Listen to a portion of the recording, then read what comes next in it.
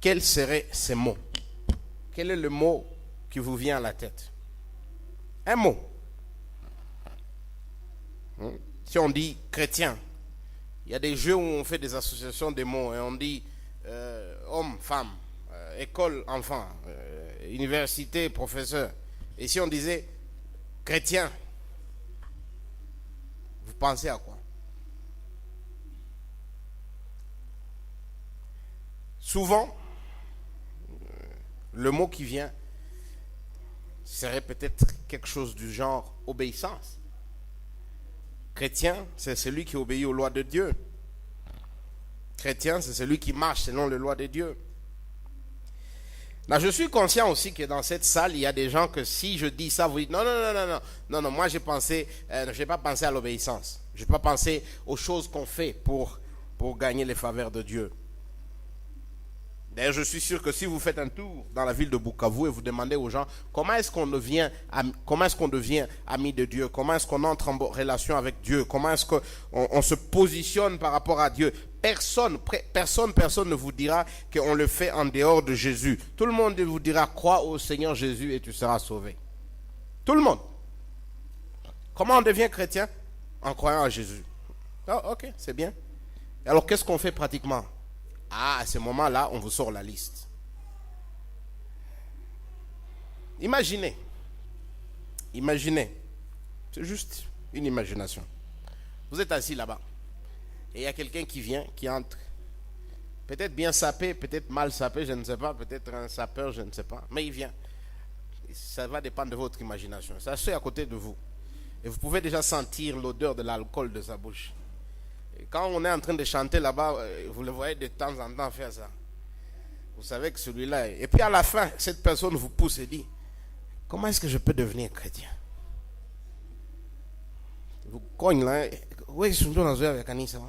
Je suis comme Christ. Je suis mais à peine comme Christ. T'en vois bien. Vous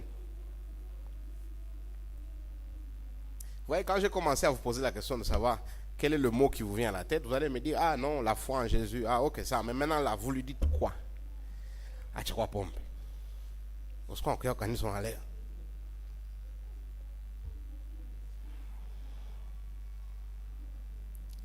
Comment est-ce qu'on sait aussi que souvent c'est le mot obéissance qui vient?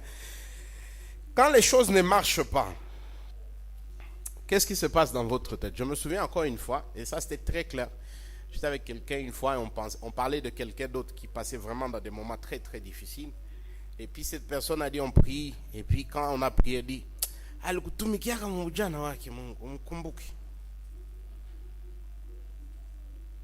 quand les choses ne marchent pas dans votre vie, vous avez planifié, si vous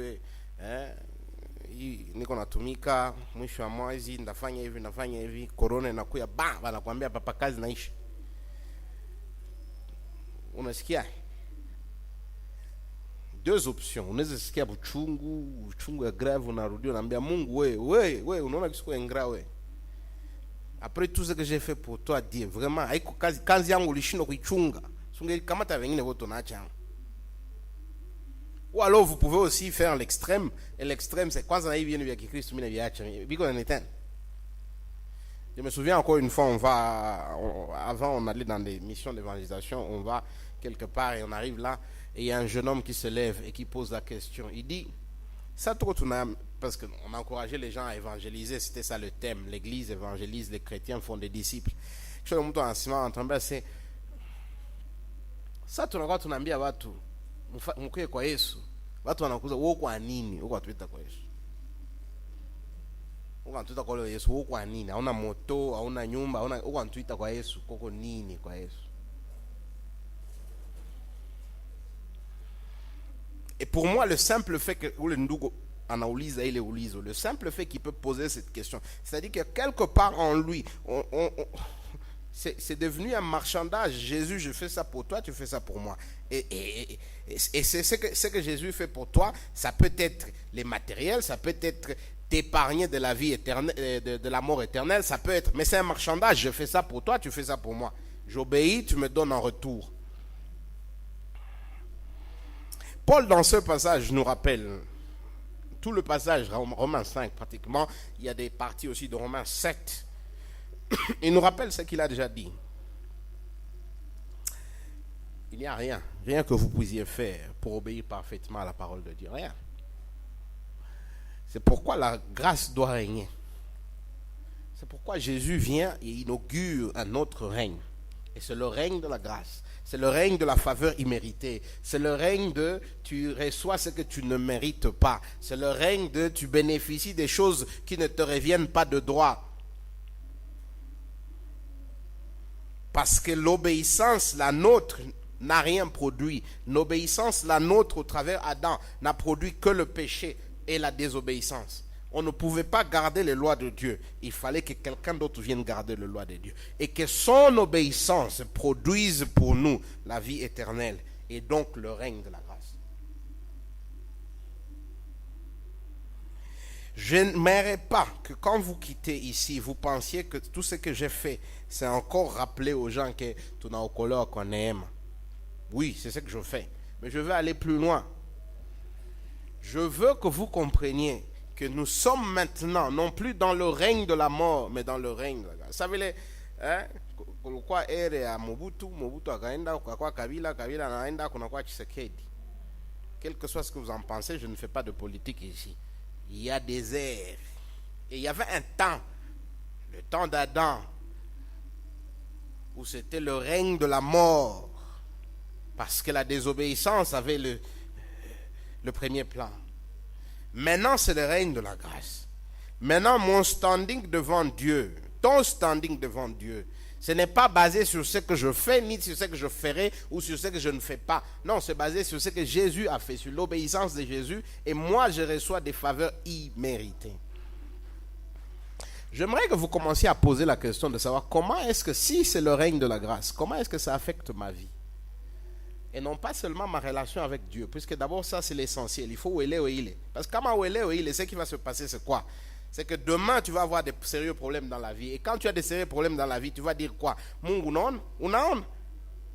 Mina kwa na toa dime kila siku, mina kwa naenda kanisa kila siku. Unaona sasa vya? Pourquoi? Parce que dans ta tête, tu travailles sur j'ai fait ça, tu fais ça pour moi. J'ai fait ça, tu fais ça pour moi. Eh bien, la Bible dit, il n'y a rien que tu puisses faire. Il n'y a tout monde à faire qui tout rien. Parce que ce que nous faisons, nous pouvons tout. Le terme, d'ailleurs, je suis en train de penser, c'est un terme swahili. J'espère que tout le monde connaît ça. Tu vois, quand disons par exemple le téléphone. Tu n'as pas de téléphone et puis tu prends le téléphone de ton frère. Et après, tu utilises le téléphone de ton frère comme le tien. Il y a un terme que nous, on appelait, ça, on a comment, on a dumba kubiawatu. Tu prends, il y a watu ndio unavivunia, na huko mgari ya watu, unaona kuna kunja, kama ego yake. On a dumba mgari ya watu. C'est aussi simple que ça. Toi, tu as dumba obéissance à Yesu. Et Yesu ndio tuko atembelea. C'est ça le règne. C'est que quand Dieu me regarde, il ne me revoit pas moi, il voit ce que Jésus a fait.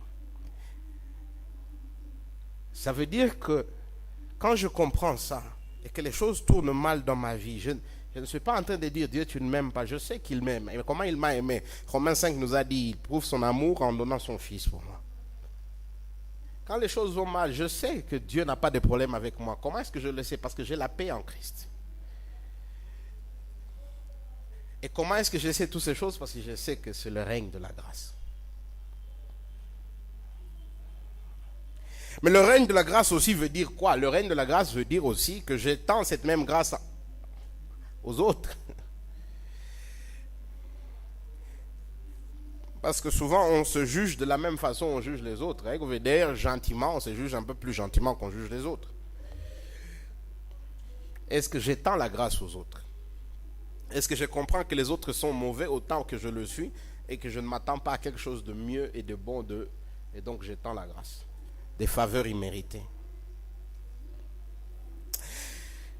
Paul nous présente ce passage, ces deux versets et ces deux points que nous avons. Après, nous allons revenir sur les applications. Mais le premier point, vous verrez, le verset 20, c'est que Paul nous parle de ce phénomène de l'abondance de la grâce. Et nous allons parler d'une grâce abondante. Et le deuxième point nous parle du règne de la grâce. Et donc nous allons parler d'une grâce régnante, ou du règne de la grâce si vous voulez. Ça dépend du français. Et après nous allons essayer de mettre le tout ensemble. Une obéissance qui produit la grâce. Le premier point, la grâce abondante, verset 20. Or, la loi est intervenue pour que l'offense abondât. Mais là où le péché a abondé, la grâce a surabondé. Or, la loi est intervenue pour que l'offense abondât. Mais là où le péché a abondé, la grâce a surabondé. Il y a une chose qui choque les gens souvent, c'est que quand vous leur dites qu'il n'y a rien qu'ils puissent faire pour être en bon terme avec Dieu, et toujours tout le monde te dit, même obéir les 10 commandements, et tu dis non, hakuna kitu unaweza fanya kwa kukuwa sawa na Mungu, hakuna. Parce que tendance yetu ya kimutu, c'est de désobéir. Et Paul comprenait ça. Il comprenait, quand il fait son argument, il a compris que les Juifs vont lui dire, et alors la loi, pourquoi Dieu nous a donné la loi? Pourquoi il nous a donné les commandements? Et la loi dont il parle ici, c'est ce que nous pouvons appeler aujourd'hui l'Ancien Testament. Pourquoi Dieu nous a dit toutes ces choses dans l'Ancien Testament? Pourquoi Dieu nous a dit de faire ça dans l'Ancien Testament? Et Paul nous le dit, la loi sert à quoi? La loi, ce n'est pas le pont entre l'homme et Dieu. Non, non, non. La loi, c'est quoi? C'est pour que l'offense abonde. La loi, c'est pour montrer là où il y a l'offense. Venez avec moi dans Galates chapitre 3, allons d'abord dans Romains 7, puisque c'est plus proche, et puis on ira dans Galates chapitre 3. Romains chapitre 7, on va commencer au verset 19. 7, on commence au verset 5. Romains 7, verset 5. C'est juste à votre droite. Romains 7, verset 5, on aura le temps dans l'avenir d'étudier aussi ces passages. Car lorsque nous étions dans la chair, les passions des péchés provoquées par la loi agissaient dans nos membres de sorte que nous portions des fruits pour la mort. C'est-à-dire la passion en nous utilisait la loi pour produire les fruits de la mort. Verset 6. Mais maintenant nous avons été dégagés de la loi, étant morts à cette loi sous laquelle nous étions retenus, de sorte que nous servons dans un esprit nouveau et non selon la lettre qui a vieilli. Verset 7. Que dirons-nous donc? La loi est-elle péché? Loin de là. Mais je n'ai connu le péché que par la loi. Car je n'aurais pas connu la convoitise si la loi n'eût dit tu ne convoiteras point.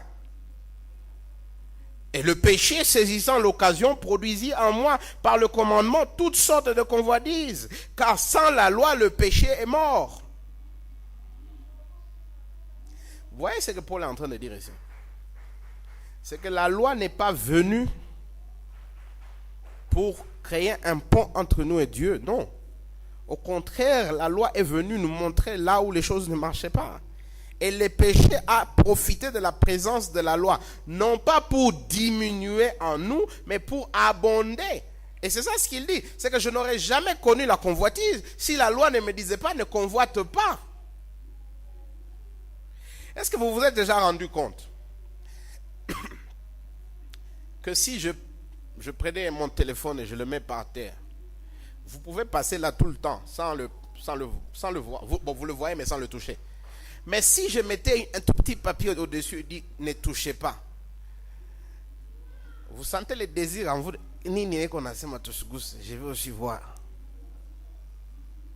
C'est que quand il y a une sorte de loi qui dit ne faites pas, il y a un désir humain en nous de dire non, je vais voir qu'est-ce que ça veut dire de ne pas faire.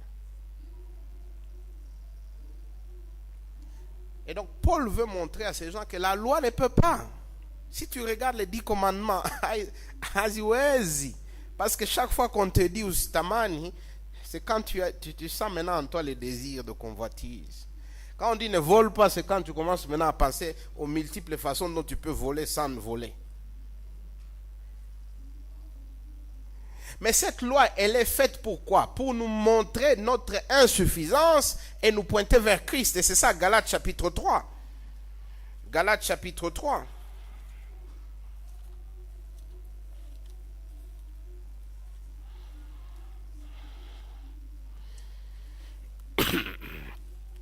Galates chapitre 3. Voilà, je suis là. Galates chapitre 3, verset 19. Galates chapitre 3, verset 19. Paul dit la loi doit nous pointer où? En Christ. Le but des 10 commandements, ce n'est pas de me dire, Nicolas, si tu gardes les 10 commandements, tu seras ami de Dieu. Les buts des 10 commandements, c'est de rappeler à Nicolas que tu ne peux pas garder les 10 commandements et donc tu dois courir vers Christ. C'est pourquoi il dit la loi ne fait qu'abonder le péché. C'est que chaque fois que je regarde les 10 commandements, je me rends compte de combien mauvais je suis. Mais je suis aussi supposé me rendre compte de ce que Jésus a fait, que moi je ne pouvais pas faire, de sa parfaite obéissance. Et c'est ça, la deuxième partie du verset 20, où il dit, mais là où le péché a abondé, la grâce a surabondé. Donc chaque fois que la loi me rappelle combien mauvais je suis, cette même loi doit me pointer vers la croix de Jésus. Et sur cette croix, je ne vois pas combien mes péchés sont mauvais, je vois combien la grâce de Dieu est grande. Imaginez-vous un peu. Dieu voit les hommes qui sont en train de pécher, de se rebeller contre lui, de le rejeter. Dieu décide d'envoyer son Fils. Plusieurs endroits dans le Nouveau Testament, vous entendez, on dit, celui-ci est mon Fils bien-aimé, en qui j'ai mis toute ma confiance. Écoutez-le. Qu'est-ce que les gens font de ce Fils de Dieu? Ils le prennent et ils disent, crucifiez-le, on ne veut pas l'entendre, on ne veut pas le voir, on ne veut rien avoir avec lui, mettez-le sur la croix. Dieu lui-même vient sur terre et les hommes le rejettent. Est-ce qu'il y a plus péché que ça? Mais c'est exactement quand on prend le Fils de Dieu, on le met sur la croix et on le tue,